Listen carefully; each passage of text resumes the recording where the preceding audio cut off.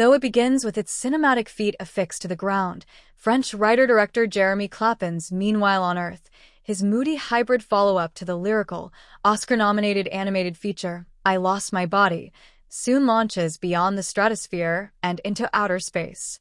Adrift, Elsa, Megan Northam, a young caregiver with a talent for drawing, looks to the stars for answers about the whereabouts of her older brother Frank, voiced by Sebastian Puderix, a cosmonaut who never returned to this planet from a mission. To her shock, the astral void will respond to her pleas, but not without major consequences. There's great pleasure in seeing that Clapin's first alluring foray into live-action filmmaking doesn't entirely renounce hand-drawn storytelling. Meditative black-and-white animated sequences, where Elsa and Frank interact aboard a spaceship, are interspersed at key instances in the narrative. Even more intriguing, however, is that the wistful tone he evoked in I Lost My Body is also the affecting driving force of Meanwhile on Earth. The flesh-and-bone heroine here is a kindred spirit to Naufel, the young man in Clapin's animated predecessor. While they are in the prime of their youth, both feel resentful toward fate and struggle to accept their reality after a life-altering tragedy. There was a memorable dynamism to how the camera moved through the frame in I Lost My Body, one which cinematographer Robrecht Havert replicates here with swift motion and unconventional framing, turning Elsa's small French town and the nearby forest into spaces that feel as alien as a landscape on Mars. Jean-Christophe Bouzy's editing choices, which configure strong visual associations, accentuate the disorienting effect. The beguiling atmosphere is completed through the mysteriously yearning music of composer Dan Levy, who also scored I Lost My Body.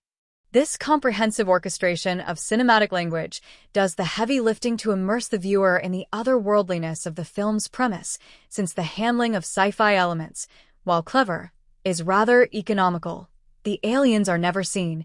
They exist only as a voice point one night, speaking to the vastness of the sky as if to communicate with her sibling. Elsa hears an answer back through the wind.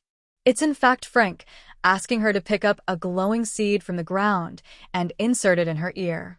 A group of extraterrestrial entities, whose nameless leader, voiced by Dimitri Dor, is now speaking directly into Elsa's mind, has Frank hostage. They will return him to Earth if she helps them find a total of 5 people whose bodies they can take over. The hosts' consciousnesses will be put to sleep in a perpetual dream.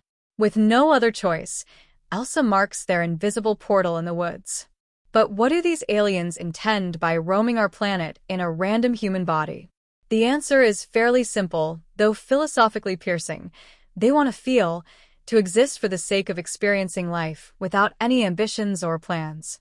These amorphous beings are eager to undergo the sensations and routines that most take for granted, providing an enlightening perspective to humanity's never-ending pursuit of lofty goals. Are those with big plans and the mindset, resources, and discipline to accomplish them the only ones whose lives are worth preserving? Or is there value in those who can't or won't partake in the rat race, namely the average majority whose time alive may leave no indelible mark? Elsa's mission takes on such an ethical conundrum when she must play God, deciding who to sacrifice for the aliens to use as vessels and transmute into physical form.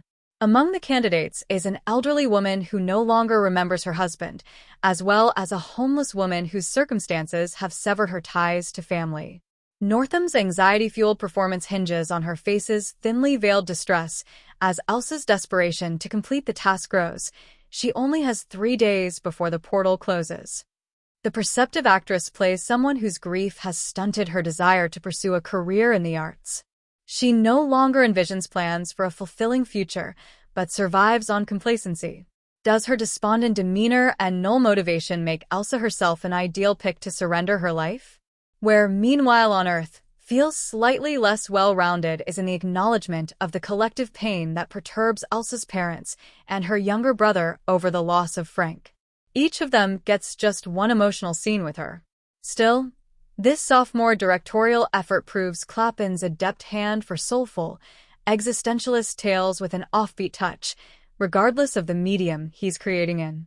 Watching Meanwhile on Earth, one can see an evolving thematic through line that connects it with the director's other work, And not only because the image of an astronaut appears prominently in both movies as a potent symbol of someone trying to grasp what exists beyond human understanding.